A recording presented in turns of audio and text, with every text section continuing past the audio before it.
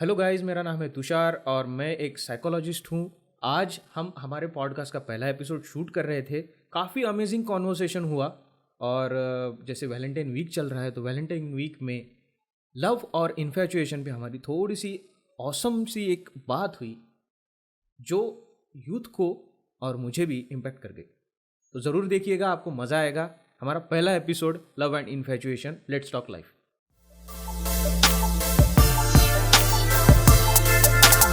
तो आज हमारे साथ है डॉक्टर सुमेधा हर्षे, जो अकोला में एज अ डॉक्टर प्रैक्टिशनर है और उनका खुद का क्लिनिक भी है। तो let's welcome her to our show.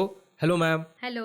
तो कैसा लग रहा है मैम यहाँ पे आके? बहुत अच्छा लग रहा है and I am very thankful for inviting me here for this great show. And I am doctor Sumedha Harshe, practicing as a pediatric physiotherapist and parental counselor in Akola since from last 18 years. तो ma'am एक सवाल आ रहा है दिमाग में before starting a conversation कि आपने यही फील्ड क्यों चुनी? किस चीज़ ने आपको मोटिवेट किया कि यही फील्ड में जाना है और इसी में ही करियर करना है? मेरे पापा डॉक्टर है। Okay. He is anaesthetist. Okay. तो बचपन से ही पापा को मैं देखती आई हूँ। वो जो पेशेंट्स के साथ उनका एक रिलेशन है, रिश्ता बना हुआ देखती आ रही हूँ। वो जो हेल्प करते थे अदर वे जाके सब पेशेंट्स की। Okay. तो वो सब मेरे मन में तब से है कि मैं चुनूंगी तो डॉक्टर फील्ड चुनूंगी। Great. और जैसे कि जैसे तब के समय यानी इन 1995 तब हमारे यहाँ पीएमटी और ये कुछ आया नहीं था। Okay. और 12th के जो मार्क्स मिलते थे फिजिक्स केमिस्ट्री बायोलॉजी उसका एग्रीगेट निकाल के, तो मुझे कुछ 8 मार्क्स कम मिले थे। तो मेरी एमबीबीएस की एडमिशन गई थी। Okay. तब मैं बहुत ज़्यादा डिप्रेस हो गई थी कि मुझे वो फील्ड में नहीं जा सकती हूँ वहाँ पे। और फिर मैं जो नैराश्य में गई थी, उसके बाद मेरे पापा मम्मी ने ही मुझे उससे बाहर निकाला। और फिर मैंने मेरा ये फील्ड चुना एज अ फिजियोथेरेपिस्ट, जो मुझे गवर्नमेंट मेडिकल कॉलेज नागपुर में एडमिशन मिली थी उसकी। Great. और यानी ये जो मोटिवेशन है कि मैं मेडिकल फील्ड में ही जाऊँ, डॉक्टरी पेशा ही करूँ, ये मुझे मेरे पापा से ही मिला है। तो जैसा कि आपने घर से ही इंस्पायर होकर आपकी जर्नी स्टार्ट की, तो मैम जैसे एक जर्नी होती है किसी भी बंदे की, अगर कोई जर्नी होती है, कोई बंदा अपनी जर्नी स्टार्ट करता है तो उसको स्टार्टिंग में कुछ फेलियर्स का सामना करना पड़ता है। तो what was your biggest failure? हाँ, तो पहले ही मेरा फेल्योर आ गया था कि जो मैंने डिसाइड किया था कि मैं एमबीबीएस बनूंगी। राइट। तो तभी मुझे जो मैं डिप्रेशन में गई थी तो वो पहला फेल्योर था। पर मैं यही कहना चाहती हूँ कि ये एक ही फील्ड ऐसा है नहीं है कि हम वो नहीं मिला तो हम निराश हो जाए। तो पापा ने जो मुझे मोटिवेट किया तो इस वजह से मैं ये फील्ड में आई। उसके बाद जो हुआ कि फिजियोथेरेपी डिपार्टमेंट में जैसे मैंने एडमिशन ली मेडिकल कॉलेज में, तब हम लोगों को एमबीबीएस के जो स्टूडेंट थे तो वो थोड़ा सा डेंटिस्ट और हमारा एक साथ क्लासेस होती थी। Okay. और पूरा 4.5-5 साल का हमारा ये है कोर्स है पूरा ये फिजियोथेरेपी का। तो हमको जो थोड़ा सा इन्फीरियर समझते थे तब बहुत मन में आता था कि क्या ये सही में हमारा फील्ड इन्फीरियर है, नीचे है। तो वो स्टूडेंट से वैसे हमको नीचा दिखाना, ये करना, वो 4.5 साल तक चला। और वो तब मुझे बहुत मन में लगता था कि नहीं, ये मेरा फेल्यूर ही है कि मैं एमबीबीएस में नहीं ले पा रही। और जब मैंने वहाँ पे काम करना चालू किया, वार्ड्स में हमको पोस्टिंग होती थी। और तब हमारे यहाँ जब विकलांग बच्चे आते थे फिजियोथेरेपी डिपार्टमेंट में, तो वो जब विकलांग बच्चे और उनके साथ जो माता पिता पेरेंट्स आते थे उनके, वो देख के मुझे बहुत दुख होता था कि कितना इनका लाइफ जो है मिजरेबल है। और इनको अगर सही तरीके से फिजियोथेरेपी मिल जाए तो वो बच्चा कहाँ से कहाँ जा सकता है। तब मेरे मन में वो ख्याल आया कि मैं पोस्ट ग्रेजुएशन करूँगी। तो क्योंकि ये फील्ड में पोस्ट ग्रेजुएशन बहुत कम लोग करते हैं फिजियोथेरेपी में।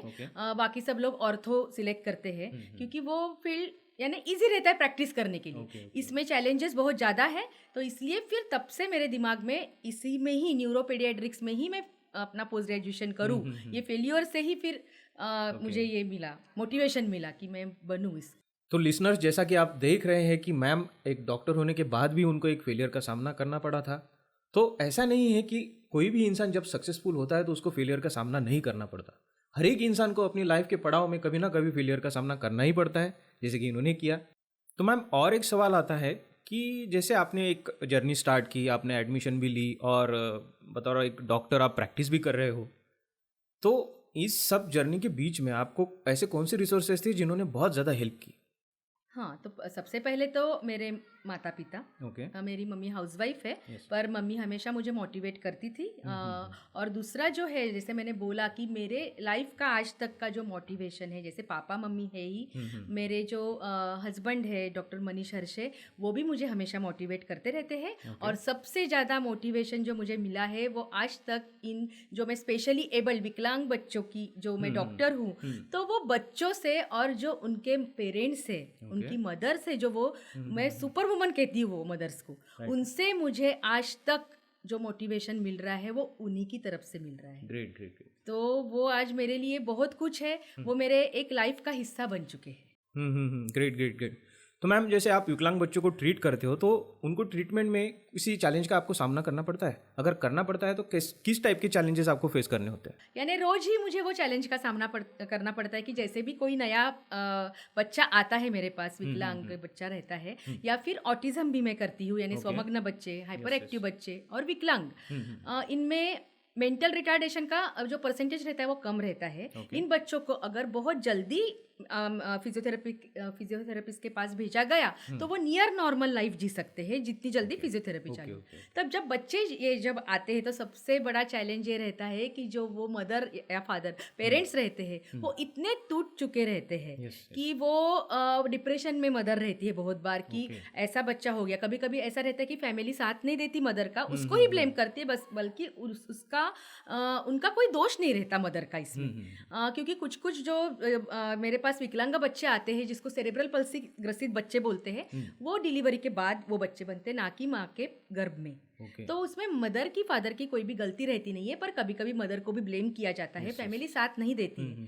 और कभी कभी अच्छी फैमिली भी साथ रहती है, पर जब वो मदर डिप्रेशन में जाती है तो उसको काउंसिल करके बाहर निकालना और उसको मोटिवेट करना कि नहीं, तेरा बच्चा ऐसे बन सकता है, नियर नॉर्मल लाइफ जी सकता है। और तुम देखो कि और भी पीड़ित बच्चे हैं, उससे तुम्हारा बच्चा काफ़ी ठीक है, और तुम इन बच्चों के लिए भी बाद में कुछ कर सकती हो। तो उनको जो मोटिवेट करना रहता है, उनको जो बाहर लाना रहता है, वो मेरे लिए यानी मदर को वो बहुत बड़ा चैलेंज रहता है। तो मैम, जैसे आपने अभी बताया कि थोड़ा सा एक विकलांग बच्चों से निकल कर थोड़ा सा एक टॉपिक चेंज करते हैं कि अभी फरवरी का महीना चल रहा है, वैलेंटाइन वीक है, और इस वीक में बहुत सारे लोगों को प्रपोजल आते भी है और लोगों के हार्ट ब्रेक्स भी होते हैं। तो जनरल टर्म्स में अगर आपको पूछा जाए कि व्हाट इज़ लव, तो आप क्या बताओगे कि what is love according to you? आजकल के जो हम यूथ देखते हैं, तो वो बहुत जो लव का कंसेप्ट है, जो सही मायने में लव का कंसेप्ट है, वो तो उनके दिमाग में रहता नहीं है। उनके दिमाग में फिल्मी लव रहता है। Exactly. और पहला तो उनको लगता है कि जैसे मूवीज में चलता है वैसे ही हमारे लाइफ में हो जाए। yes. और वो मैच्योर्ड नहीं रहते हैं उतना, वो थिंकिंग पावर उनमें मैच्योरिटी नहीं डेवलप रहती है। उनको लगता है कि बस मैं अगर कोई लड़का है तो वो बोलता है कि मैं अगर इस लड़की को चाह रहा हूँ, मुझे वो पसंद है, तो उसने हाँ ही बोलना चाहिए। right. ऐसा उनका जो हम बोलते हैं ना कि नहीं जो है कि वो बच्चे ने लड़के ने बचपन से ही सुना नहीं रहता है आजकल। वो लड़का जो है या लड़की जो है एकलौते रहते हैं आजकल, सिंगल चाइल्ड रहते हैं, सिंगल फैमिली में रहते हैं, तो उनकी सब जिद पूरी की जाती है पेरेंट्स से। और इसमें उसका जो बिहेवियर बनता जाता है बड़ा होने तक कि वो नहीं सुन सकता। वो पेरेंट्स की गलती रहती है कि वो नहीं सुन सकता। तो वो ही एक्सपेक्ट क्या करता है, लड़की हो चाहे लड़का हो, वो क्या एक्सपेक्ट करता है कि जो जिसको मैं चाह रहा हूँ तो वो मुझे हाँ ही बोल दे। और वो ट्रू लव का मतलब समझता नहीं है। ये फिजिकल अट्रैक्शन, इन्फैचुएशन हम बोल सकते हैं, डेप्थ नहीं रहती है इस एज में।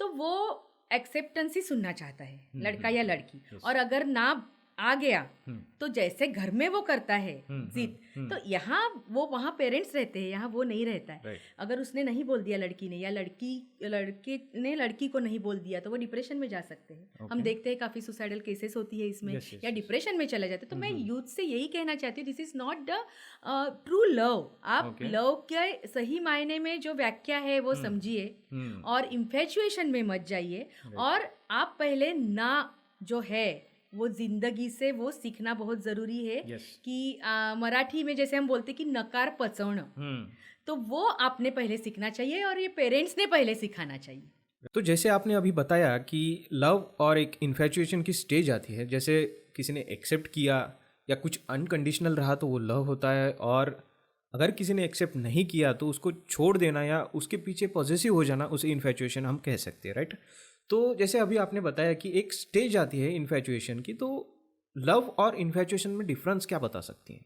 हाँ, जैसे कि इन्फैचुएशन मेरे ख्याल से फिजिकल अट्रैक्शन है ओनली, ओके। और लव यानी फिजिकल अट्रैक्शन नहीं रहता है ओनली, ओके। वो मन से मन का जो मिलन रहता है, यानी एक मैच्योरिटी रहती है, एम्पैथी हम बोल सकते हैं साइकोलॉजिकली, ओके। कि दूसरे के पर्सनैलिटी या दूसरे का माइंड जानना, वो क्या थिंक कर सकता है अपना पार्टनर, तो उस हिसाब से उसको बुरा नहीं लगना चाहिए, उसको उतनी स्पेस देनी चाहिए, वो किसी भी इसमें फंस जाए, दुख में दर्द में उसका साथ देना, ये ट्रू लव है। तो उसमें फिजिकल अट्रैक्शन ही सिर्फ नहीं रहता है, वो तो बात की स्टेज है। तो बहुत सारी स्टेजेस से लव जो है वो डेवलप होता है। अब समझ लीजिए कि किसी बंदे ने किसी को प्रपोज किया और उसको एक्सेप्टेंस मिला, तो रेस्ट ऑफ द हिस्ट्री हमको पता ही है कि आगे क्या होता है। बट इनकेस अगर रिजेक्शन मिला तो उस बंदे से या बंदी से मूव ऑन कैसे करें? मुझे तो लगता है अगर ऐसे हो गया तो वो जो भी लड़का या लड़की है उसने अपने पेरेंट्स से बात करनी चाहिए, अगर इतना फ्रीली पेरेंट्स है तो। ओके। नहीं है तो अपने क्लोज फ्रेंड से बात करनी चाहिए। नहीं वो भी कर सकता तो उसने ज़रूर साइकोलॉजिस्ट के पास जाना चाहिए। और दूसरी बात यह है कि उसने वो एक्सेप्ट कर लेना चाहिए कि नहीं, उसने मुझे रिजेक्ट किया है। यहाँ ज़िंदगी ख़त्म नहीं होती है, ज़िंदगी बहुत खूबसूरत है। अगर आप देखेंगे विकलांग बच्चे आते हैं वो कितने खुश रहते हैं, वो जब इतना सा भी एक स्टेप भी डाले तो वो हंसते हैं, और उनको कितना दुख रहता है, दर्द रहता है, उनके पेरेंट्स को जो दर्द रहता है। तो आप वो देखेंगे तो हमको तो भगवान ने सब कुछ दिया है, और हम ये सिर्फ रिजेक्शन की वजह से अपनी पूरी ज़िंदगी अपने पेरेंट्स को दुख में डालते हैं। तो आपने वो देखना चाहिए कि हमारे नीचे हमसे दुखी जो लोग हैं उनको देखिए और आगे बढ़िए। जिंदगी बाहें फैलाए, आपका स्वागत करने के लिए तैयार बैठी है। Great great great. तो मैम ओवरऑल कॉन्वो से एक मैसेज निकलता है कि जैसे कि ठीक है, अगर आपको एक्सेप्ट नहीं हुआ है, किसी का आपका प्रपोजल एक्सेप्ट नहीं हुआ है, कोई इंसान आपके साथ में नहीं रहना चाहता है, तो आप उसको फोर्स ना करें, और खुद मूव ऑन करने के लिए ये इन सारी चीज़ों में से किसी भी चीज़ का आप इस्तेमाल कर सकते हैं। आप सोचिए कि आपके पास आपकी केयर करने वाले लोग हैं, आपके दोस्त हैं, आपके पेरेंट्स हैं, आप उनसे बात करिए, तो डेफिनेटली आपको मूव ऑन करने में बहुत ज़्यादा हेल्प मिलेगी। तो इससे एक लास्ट सवाल निकल के आता है मैम कि यूथ को अगर आपको कुछ टिप देना है तो एक शॉर्ट टिप आप क्या देंगे कि लाइफ में करना क्या है बेसिकली? जैसे आप देख रहे हो कि यूथ जो है, बहुत सारे लोगों को मोबाइल एडिक्शन भी है, बहुत सारे बैड हैबिट्स भी है, लोगों के हार्ट ब्रेक्स भी हो रहे हैं, उनको इमोशनल मैच्योरिटी नहीं होती है कि चीज़ें कैसे हैंडल करनी है। तो इन सब लोगों को अगर आपको बताना है, एक शॉर्ट टिप देना है, तो आप क्या बताओगे कि लाइफ के साथ करना क्या चाहिए? सबसे पहले तो सभी यूथ ने ये करना चाहिए कि अगर आपको आपका पसंदीदा ब्रांच नहीं मिली या फिर आपको आपका लव नहीं मिला, तो वहाँ रुकना नहीं चाहिए। बहुत सारे ब्रांचेस हैं जिसमें आप बहुत अच्छा कर सकते हो हार्ड वर्क से। बहुत सारी चीज़ें ऐसी है कि आप लाइफ में कर सकते हो, तो मोटिवेशन रखना बहुत ज़रूरी है। और दूसरी बात है कि आजकल के ज़माने में आपको जो मोटिवेटेड रखना चाहिए, तो आप बगैर जिम जाने से आप योगा करिए। योगा इज ऐसा, मैं जिम के खिलाफ नहीं हूँ, आई एम अ फिजियोथेरेपिस्ट, पर जो योगा में आपको मन की शांति मिलती है, उसमें जो मेडिटेशन है, ओमकार है, तो आसनास है, वो जो स्लो रिदमिक जो ये रहता है, वो आज के यूथ में करना ही चाहिए। एक्सरसाइज तो करना ही चाहिए, पर योगा की तरफ ज़्यादा मुड़ना चाहिए। और जैसे ये सब करेंगे, ये यूथ पॉजिटिव एनर्जी उनमें आएगी, पॉजिटिव थिंकिंग आएगा। मोटिवेशनल स्पीचेस सुनना भी बहुत ज़रूरी है आजकल के यूथ में। और ऐसे करने से क्या होता है कि हमारी पॉजिटिव मेंटेलिटी बन जाती है, क्योंकि आजकल निगेटिविटी की तरफ बहुत लोग जा रहे हैं। कोरोना से तो बहुत ज़्यादा जा रहे हैं। और डिप्रेशन आजकल के यूथ में आप देखते हैं, 12 साल के लड़के, 14 साल के लड़के, एक्सपेक्टेशंस बहुत ज़्यादा, यानी पेरेंट्स तो रखते ही है, पर किस किस केसेस में, कुछ केसेस में ऐसा भी है कि पेरेंट्स नहीं करते ऐसे आजकल, पर बच्चे ही अपने लिए बहुत ज़्यादा हायर एक्सपेक्टेशन रख लेते हैं। यूट्यूब पे देख के, नेट बहुत इजीली अवेलेबल है, तो उस पे देख के वो पहले आप एबिलिटी समझिए, पहले उस पर थिंकिंग करिए कि सही में मैं ये कर सकता हूँ या नहीं कर सकता हूँ।